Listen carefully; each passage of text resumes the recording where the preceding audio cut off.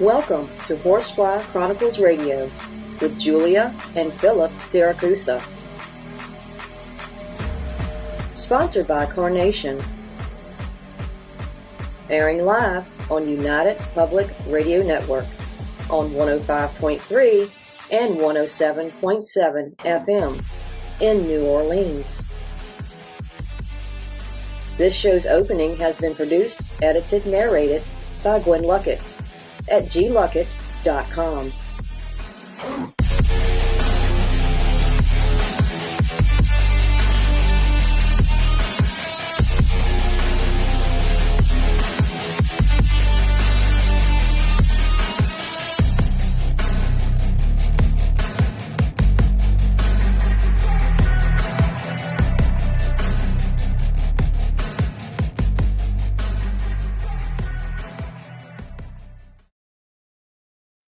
Hello, everyone, and welcome to welcome to Monday night segment of Horsefly Chronicles Radio with myself, Julia Siracusa, and Philip Siracusa. We are broadcasting live from the United Public Radio Network on 105.5 FM and 107.7 FM from New Orleans. Tonight we have amazing guests to the show. So please, guys, welcome to the show, Doren Mead and Doren. They are both part of team of F-Files, one case at a time. They focus on missing persons, missing children, missing pets, and the paranormal. Tara and Doren are intuitive psychics that bring unique perspectives to search for missing persons. Tonight, with these wonderful ladies, we are going to talk about how missing persons organizations play such a role in addressing cases of individuals who have disappeared. You can find this amazing team on their website, one case at a time. So please, let's welcome them to the show. Thank you. Welcome. Thank you for having us.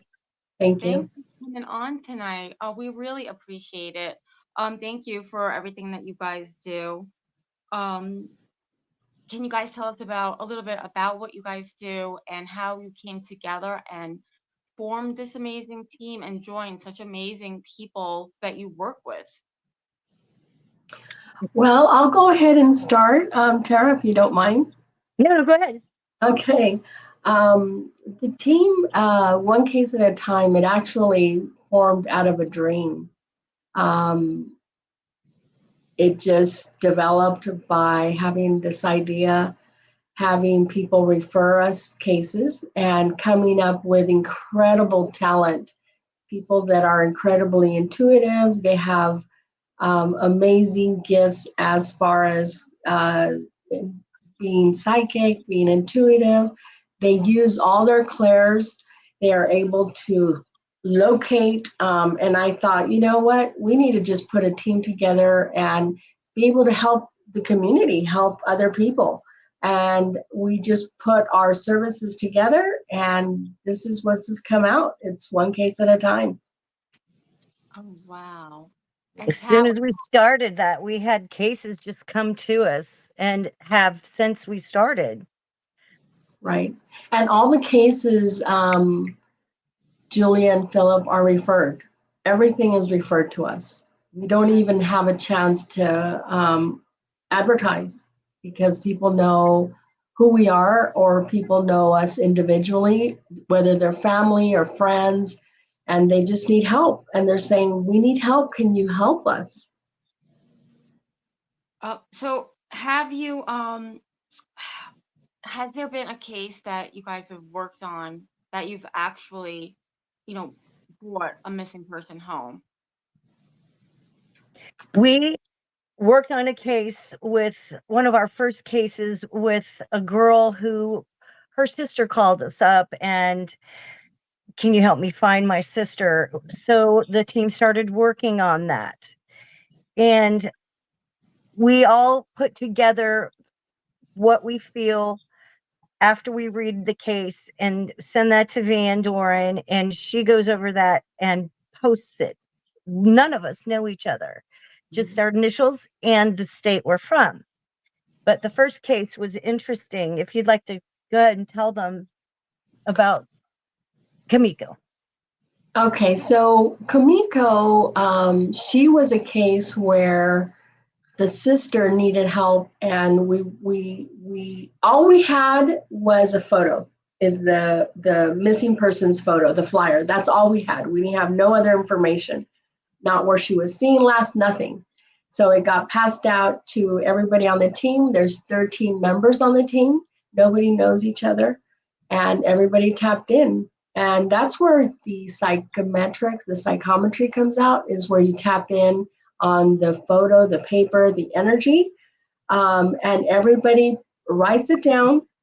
They have so many days, there's a deadline, there's a cutoff, and everybody turns in their information to me, and then I compile a report.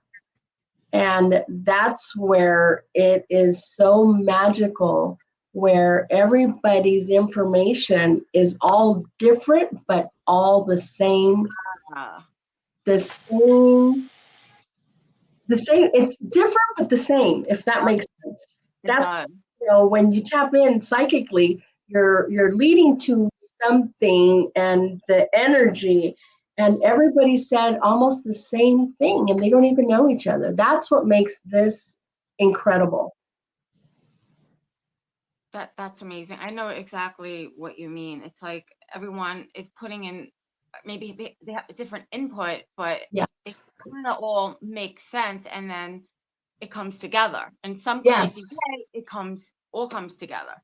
Yes. So this report that I compile and put everybody's information, it gets submitted to the family member, and it brings clues to the family, and they start to, oh, okay, this is where I know that's at, or this person. I mean, every person on the team will say a name, a location, a street, a color. They just start writing stuff down, and then we put it on a list, and they're clues. They're just clues. Yeah. They're Tara, leads. yeah. Tara, you are a spirit photographer medium. Can you use this gift in London? Yes. How do you do that? It's different. I've even learned and tapped into a few things myself. The first case, I got a picture of the Kamiko case. I got a picture of her aunt.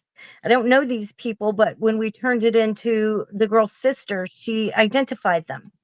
But I get pictures, I think, from spirit. When I'm looking through these photos, there's one photo, but then there's smaller photos within that.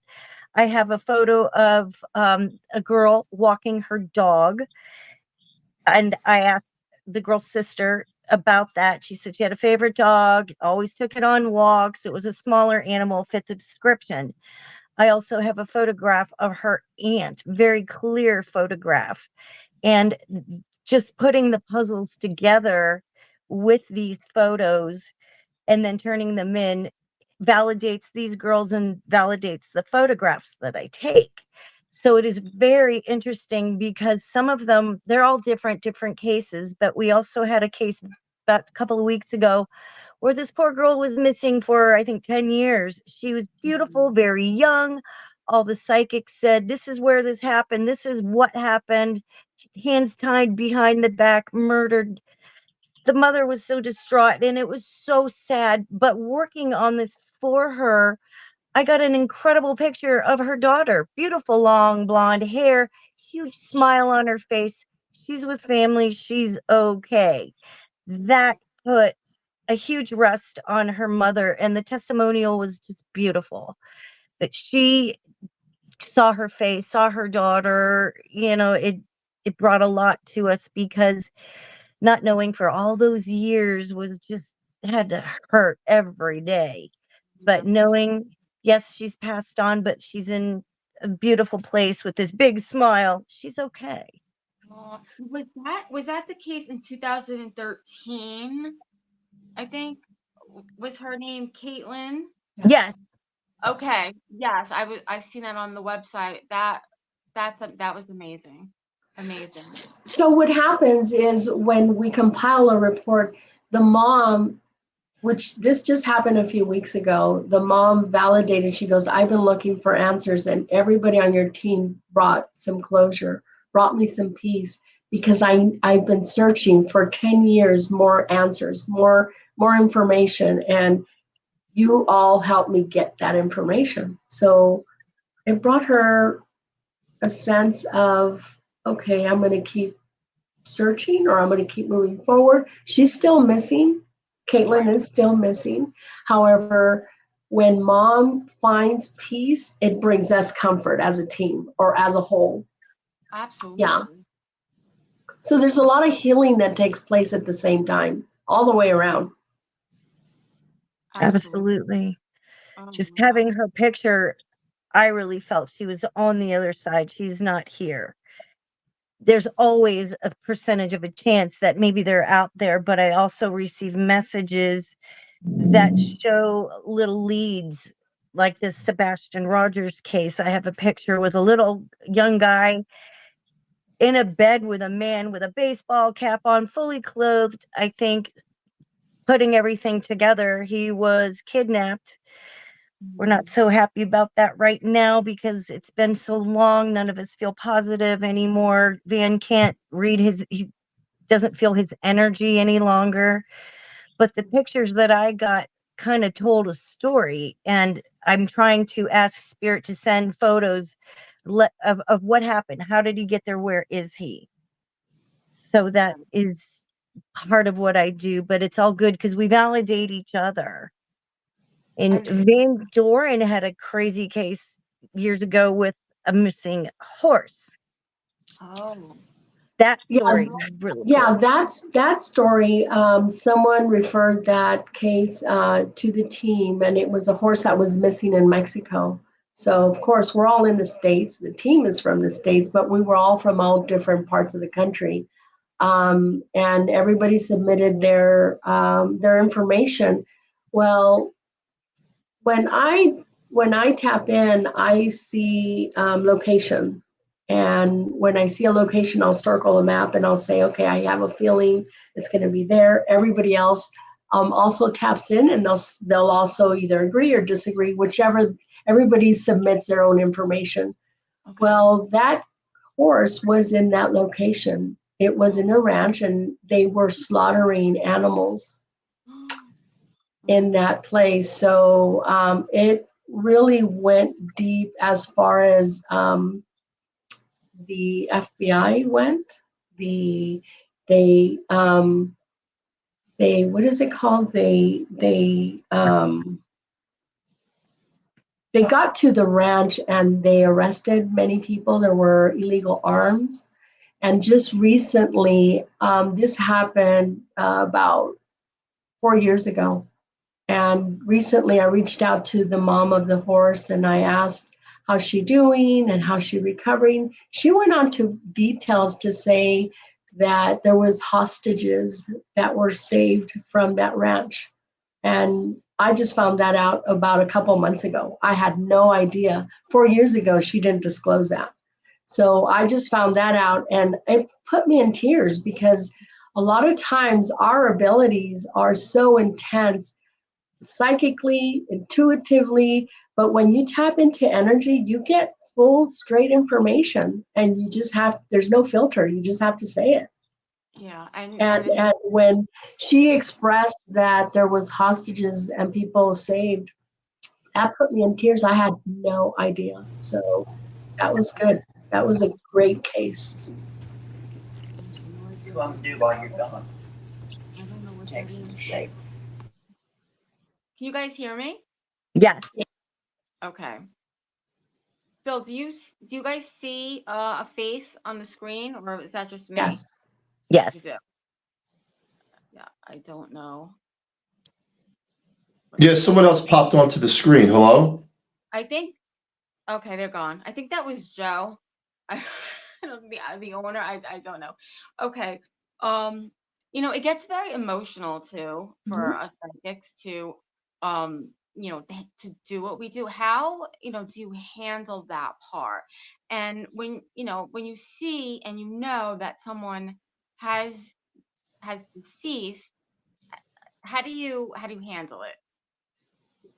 how do you handle it? Because we are human. We're still human, and it gets very draining and upsetting at times. Do people It does. I know from what many of the team members and myself, it takes a lot of practice to detach from a case. You have to detach because it gets very, very emotional and it sucks you in. It's like a vortex. It's so negative that you have to learn to turn yourself back around and become positive again. But the next day you're drawn in again because you're getting downloads, you're getting information. More information. The more information you get, you have to write it down because it's part of the information that needs to be provided. It's part of the clue. Right.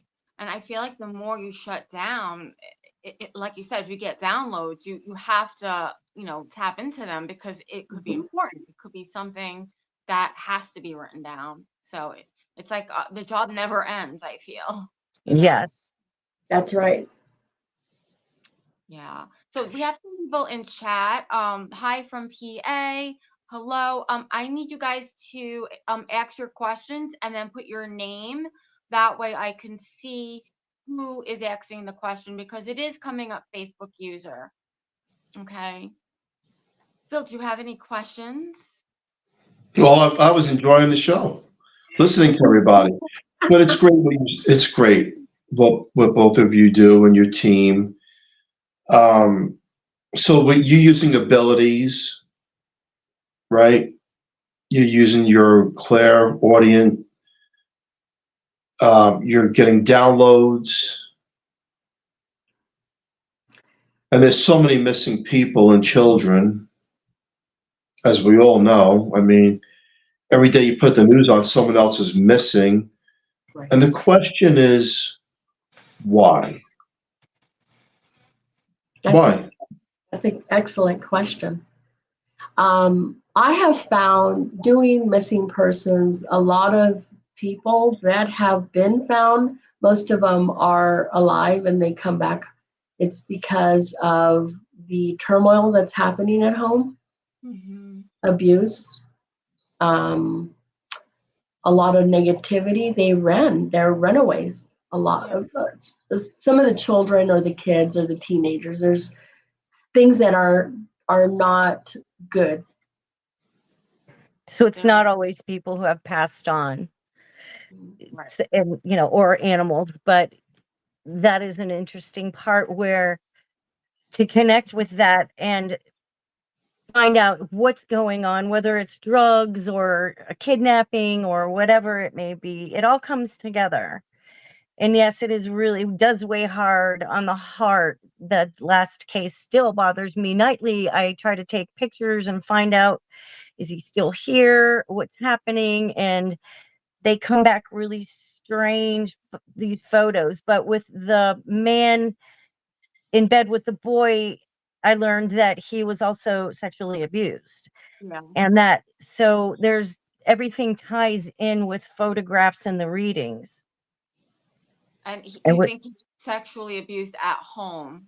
He was. His father came on to say that his mother had a boy sleepover who was, I think, quite a few years older than he was at a young age, and that boy took advantage of him. So that's when I have this photo, but I have to keep reading that. Is that present or is that past? Yeah. So I want clues as to where he is, what's happening, is he still here? And that's what I ask for. And it is a lot of pictures, takes a lot of time, but there's always some kind of crazy clue that comes in. And quite frankly, you can see these faces pretty clearly. So that helps a lot too, I think. Yeah. And that sick too, right? That boy that you're talking about. Yes. Yeah. Sebastian Rogers. It's all over the news. It was very quiet kind of when we got involved with this case. Now it's everywhere. So people are looking for him.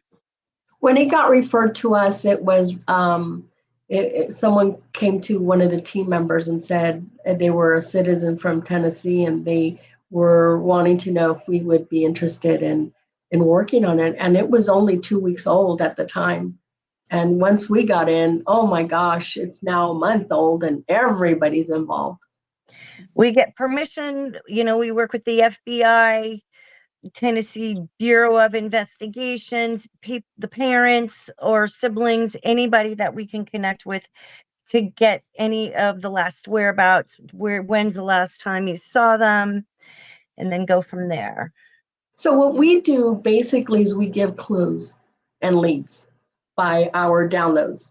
And that's how it works. We connect to spirit. If you're a medium, you connect to them. Dead or alive, we're still mediums and we can still connect to energy.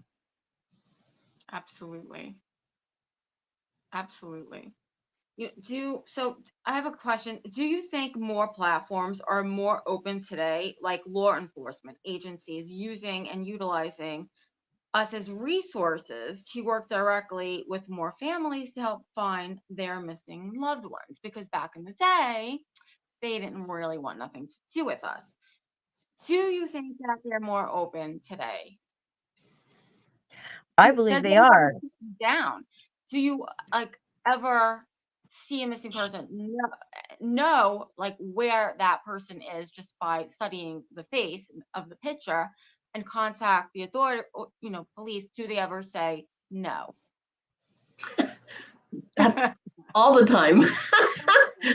And how do you handle that when you know it, when you have the answer and you feel like no one's going to listen to you? That's like they debunk us, Easily. They do. But you have to have a connection. It's usually a connection. And, the universe works with us. The universe works with us. And it will set the right path, the right journey, and it'll give us the right person to work with.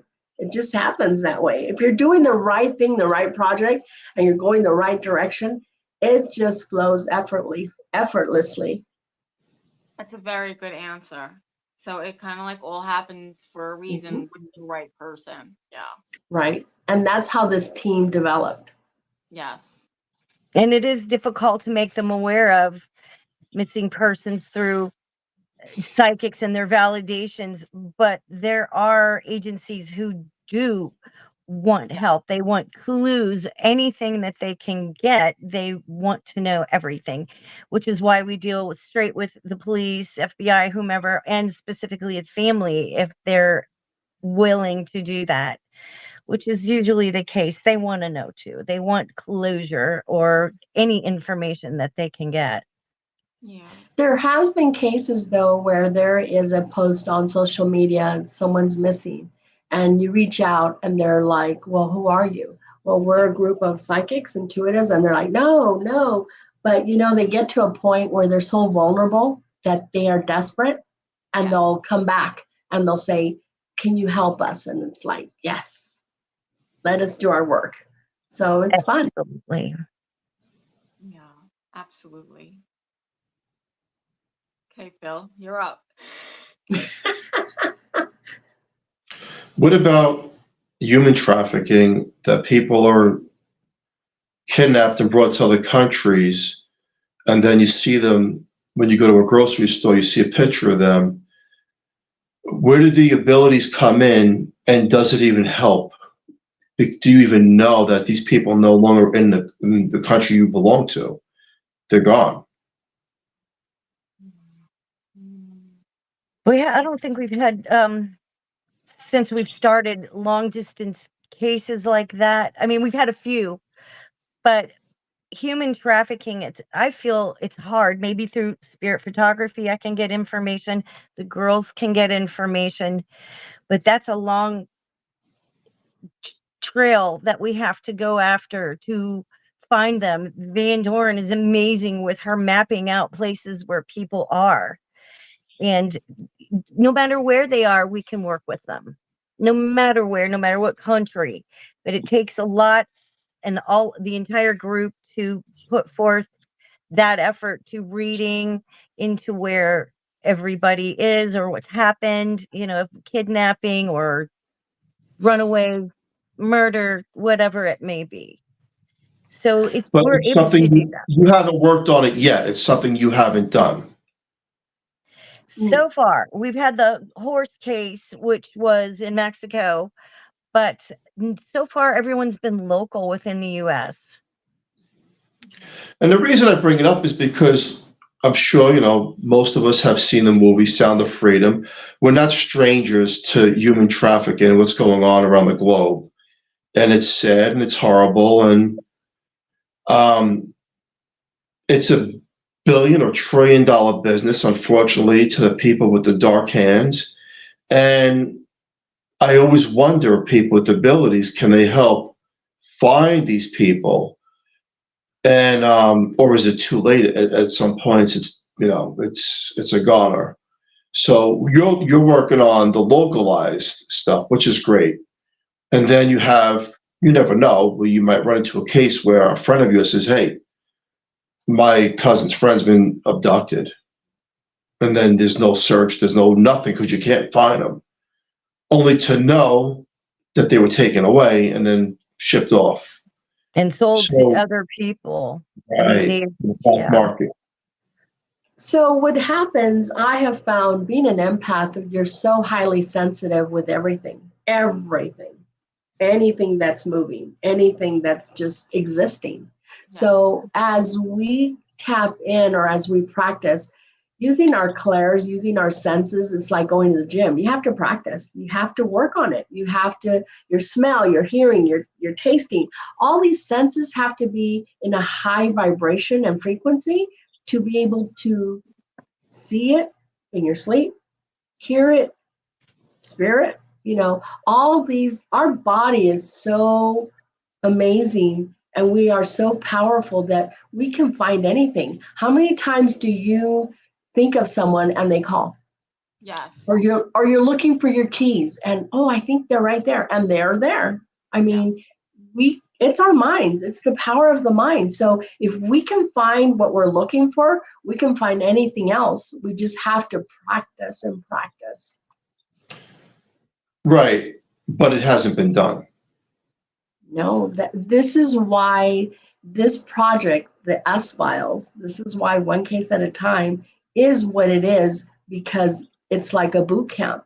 Everybody's learning. Each case is so intense that it'll start to activate your senses one way or another. You will heal, it'll turn on another clair of yours that you didn't know you had. Your mediumship will start opening up. All these areas of your body just start activating on their own. Yes. I have a question. Do you think after COVID, a lot of, psychic mediums started opening up more with their gifts? Yes. Yes. Yes. That kind of happened to me. So that's my question to you. And why? It's trauma. When we get trauma, we become aware of other areas we didn't know existed. Mm-hmm. Absolutely.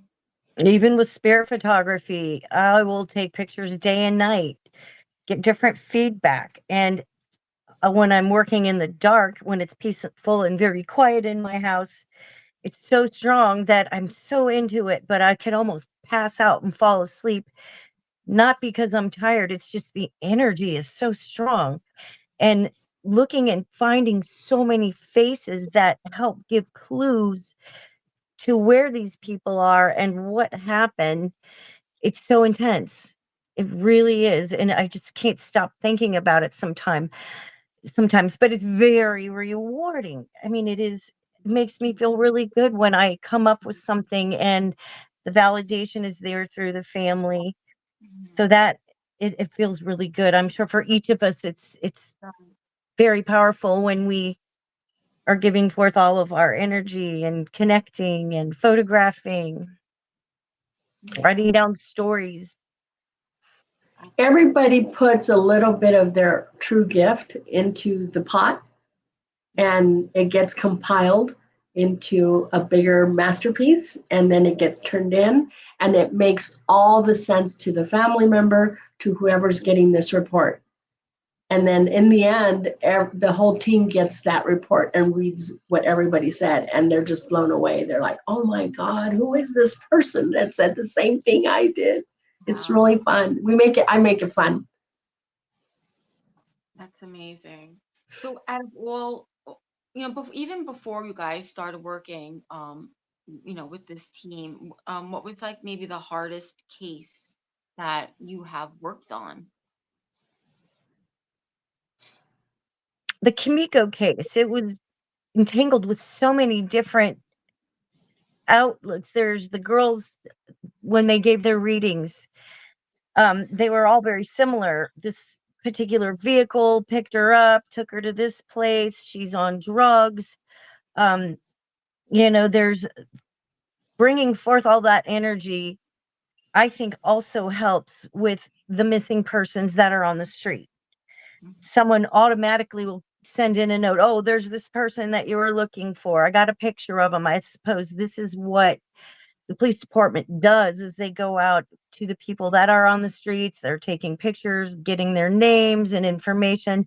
They try to help them. Some don't want help, or they go into a place and then they leave. And it's hard because it's an addiction.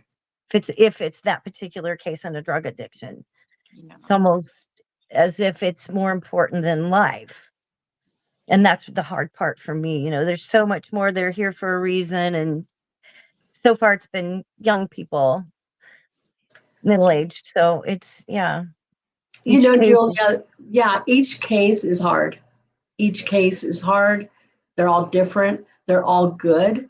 They're all intense.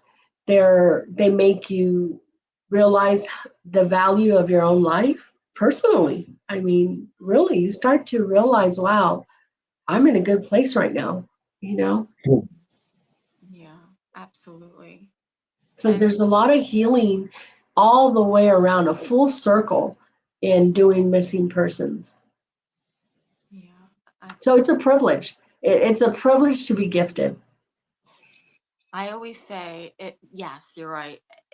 But for me, I guess it could be a blessing. It's a blessing, of course, and then it's also, you have to put it's a curse too sometimes.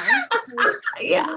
If they don't stop, and we're human, we have to sleep, we have to take care of our kids. Right. I remember not too long ago, maybe it was like a few weeks ago, there on our Alexa, right, Phil, there was a Spanish man who would not stop playing Spanish music on the Alexa. He was trying to get our attention, and we were trying to figure out why. No matter what we said to play, he's sitting there playing Spanish music, and I couldn't understand it. And it was wild. I mean, these are the things that sometimes do not turn off. Wow. That's interesting. That's right on. scary. Yeah. That's scary. Something to do with the words in the song. There's all these little trails you can take to figure out what it is. Yeah, and you do so many readings that sometimes you just don't know. You don't know. Yeah. I think it's great what you're doing. You're helping people, and you're helping you're helping, and you're feeling good about it, and it's great. There should be more people like yourselves doing it. I often wonder, because of course, all of us pretty much are born with an ability. Depends if we tap into it or we don't, or if we believe in our own abilities. And there's still a lot of unsolved questions to us, what we can actually do and our capabilities, because there's people that have never been found, ever. And they're offering millions of dollars for Jimmy Hoffa. Where is he? Well, there's 2 million psychics, but no one's ever claimed to know where he is. Because where is he? They're offering millions of dollars. Where is he? And no one has an answer to it. No one. So what yet is interesting is that I'm listening to this show, and it seems to me that when is the connection brought to you to help find the person, because it was brought to you through intent, you're able to connect and help, like that energy cord. Yeah. And at a random, if you were just to think about a missing person that's been gone for a long time, there may not be anything there. Natalie Holloway, she's never been found. It's lie after lie after lie that guy comes forward with, but no psychic around the globe has ever proven where her body was. It was all make-believe. She's in the ocean. She was eaten by sharks. She's buried under concrete. Everything. She was burnt, you know. So, but then when you look at the cord of connection, what you're doing, it's kind of like you're walking this path for a reason in life.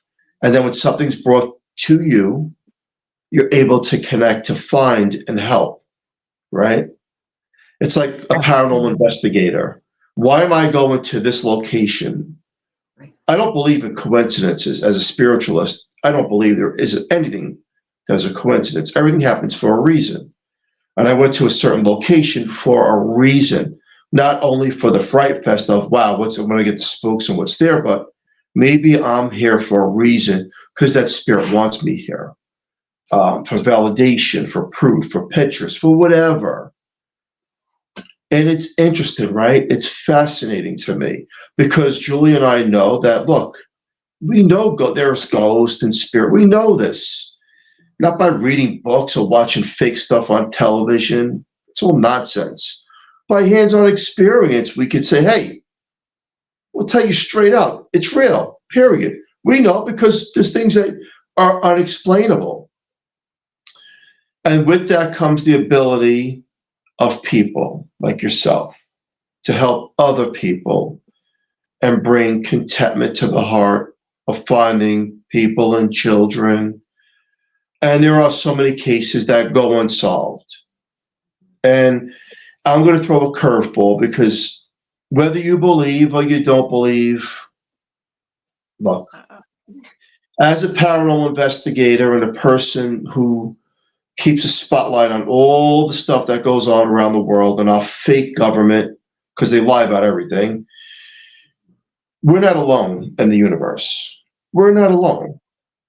And, you know, it's cover up, and then you got some big people that come forward in the Pentagon and say, no, we're not alone. And you got the other people saying, no, it's all fake. And I think we can see through the veil if you have half a brain that the government lies about just about everything anyway.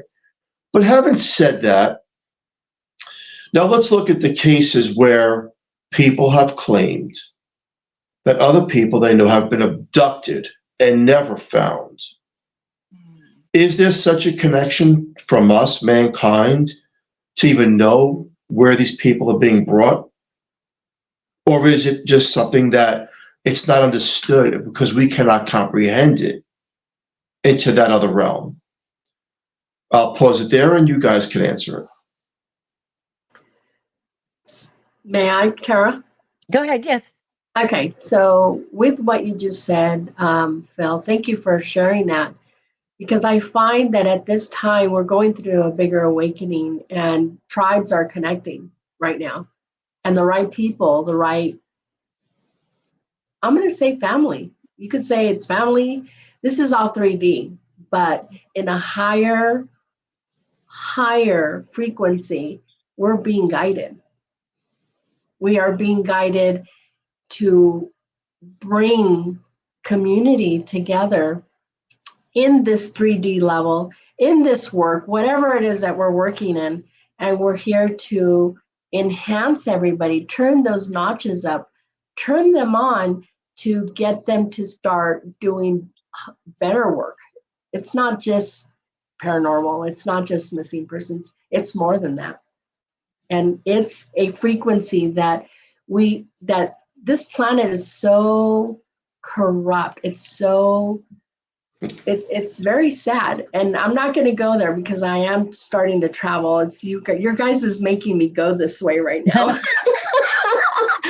So I'm trying to come down a few notches. But cosmic speaking, we are being guided to heal this planet. Mm-hmm. And we're doing a lot of footwork right now. That's all we're doing. And we're to keep it simple. That's it.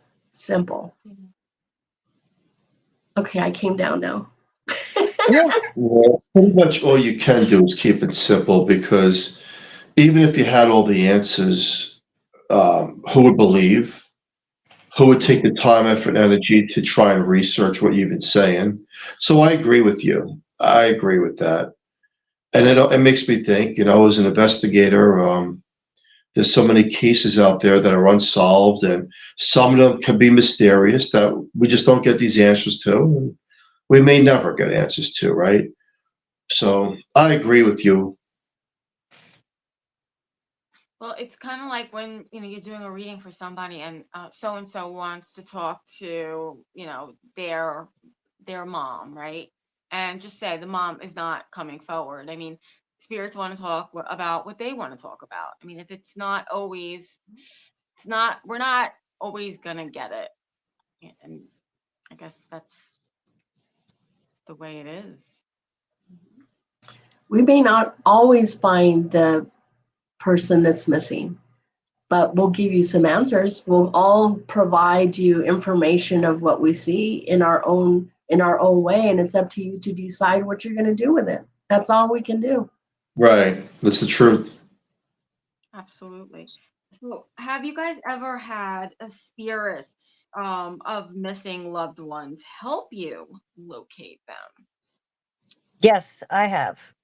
Okay. I have the Kamiko case where her aunt came through and her mother was there. I have a picture within a picture, just a small one, and it shows this lady with long dark hair sitting on a bench talking to someone.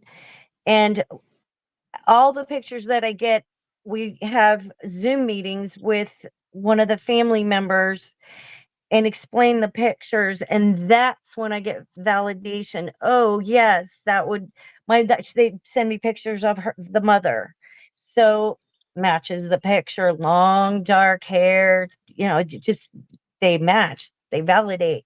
So they are trying to put forth some kind of a trail to say this is what happened, or this is what's going to happen, and maybe help lead somewhere. Any answers I'll take, but to get the validation, sometimes there's good answers and bad answers. Yeah. Some people get information through dreams as well. So Yeah. spirit may be giving them information through dreams. So they write it down, and then we move forward from that. This Sebastian case is one of the hardest, though, and we still all get information. We still are. This one is nonstop, but where is Sebastian? Honestly, I don't feel he's here anymore. I'm going to probably agree with that. I mean, it's sad, but you don't want to believe it, but you have to go what your gifts and what you see and what your guides are telling you. It's a very sad case. And all these stories that have been resurfacing, or things that are being said in the news, it's bits and pieces that are in our reports that we turned in 2 weeks ago when we started the case. So now they're coming out in the news, and it's like, wow, I said that the first time, and you feel good about yourself. You begin to have more faith in your ability and your gifts, and you're just like, wow, I was right in the first place, So that brings a lot of confidence. It does. Have you ever had a spirit that may not even know the deceased person help you in a case? Because I've seen that happen. I don't think I've had that in pictures so far yet.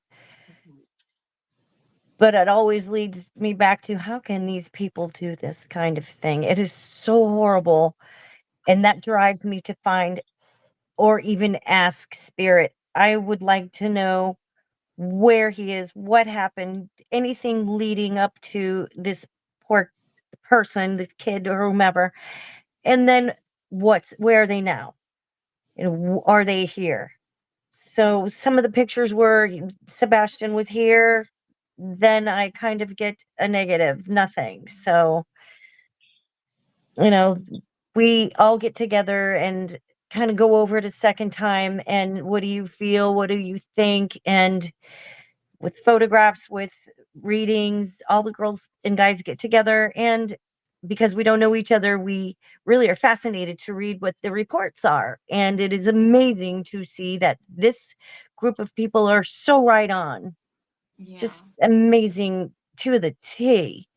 So we haven't had so many animal cases. We've had a couple where they come through in photographs, but they're gone.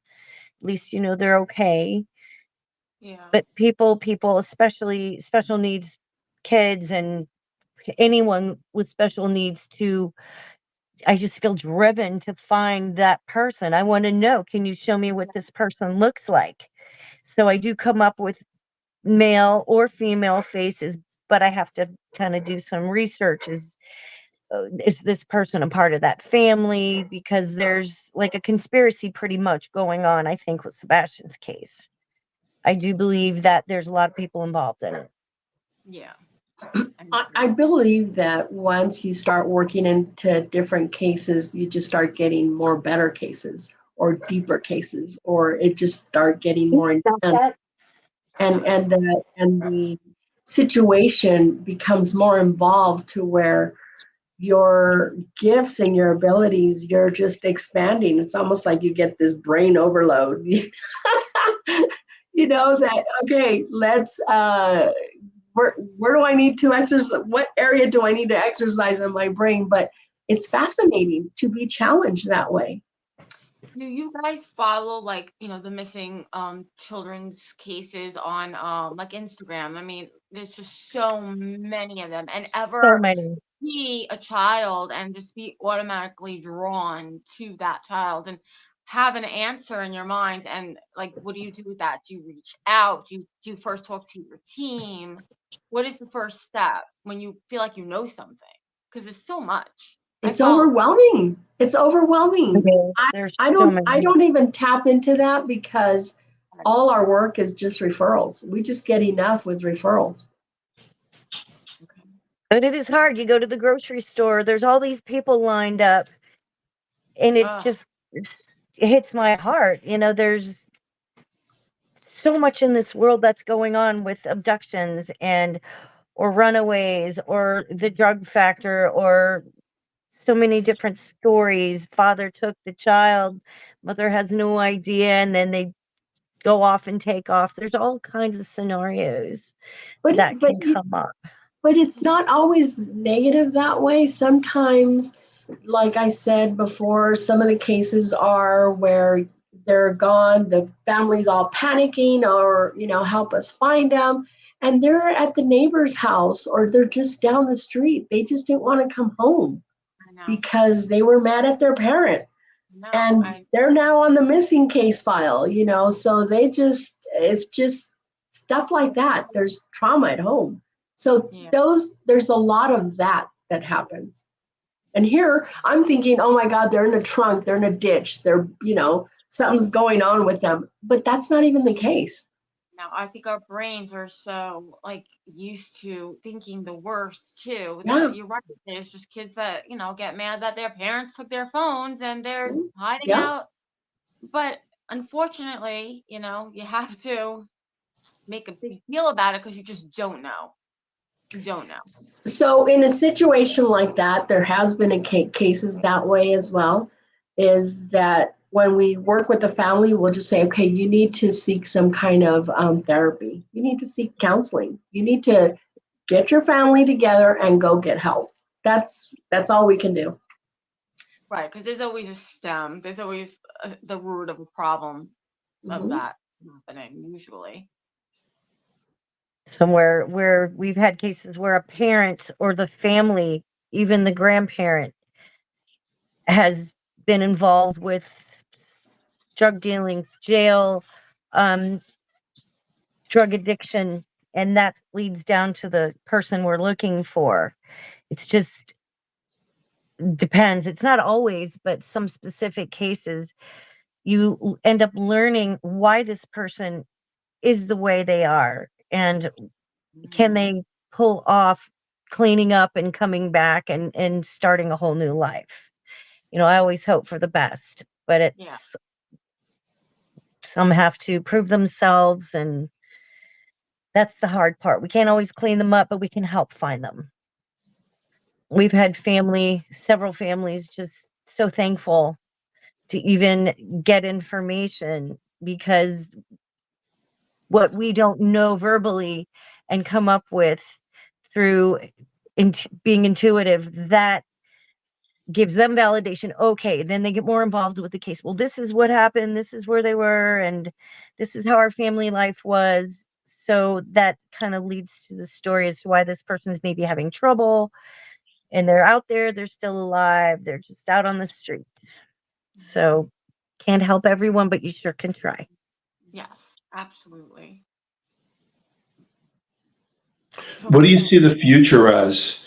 What you are doing, do you want to expand more people within your group around the world in different states and countries to have a circle effect of energy where you have a broader span of help with people that have these abilities like yourself, to take on more and help more at the same time? Absolutely. We have people from Minnesota, Iowa, New Zealand. We have different areas of United States. So there's 13 of us all together, and there's about 6 of us out from California. The rest are out of state. So it's almost as if, okay, that state represents that state. And if they have cases, then they bring them to the table. So we will expand further on, and we will probably expand further out as far as other categories, not just missing persons, because there's so much in the planet. We just are starting new right now. We're warming up. I'll put it that way. You are. You're warming up, and I feel like it's gonna be big. You guys are gonna be expanding probably all over the world. That's what I feel. That's what she's felt. And I know this is our goal, to do that. Exactly. And sometimes there's old TV shows, whatever, Case Files, Missing Persons, or, the Forensic Files. Watching those just feeds me. I want to do more, and I know we can. All these people are very powerful. So it's a gift from above, and I am fascinated with what I can do alone, because it's very different. It's unique. Yeah. And I've learned to read photos, and not only that, there's spirits bringing forth photographs as to, okay, maybe this is a lead. So I really concentrate on that, because I don't have the ability that you have, or Van has. Perhaps you two feel it, but I just, through photos, I also get a gut instinct that feels so real and so positive as to whatever is negative or positive. But what I feel, I think, is right or wrong, they validate that. So that feels good. So I do think it helps us intuitively. It helps a lot. And I do hope to go far. So this project it's all about energy. All about energy. And it's all about activating the energy at the same time. So when we are referred to a case, it's so important to get permission. That's the number one thing.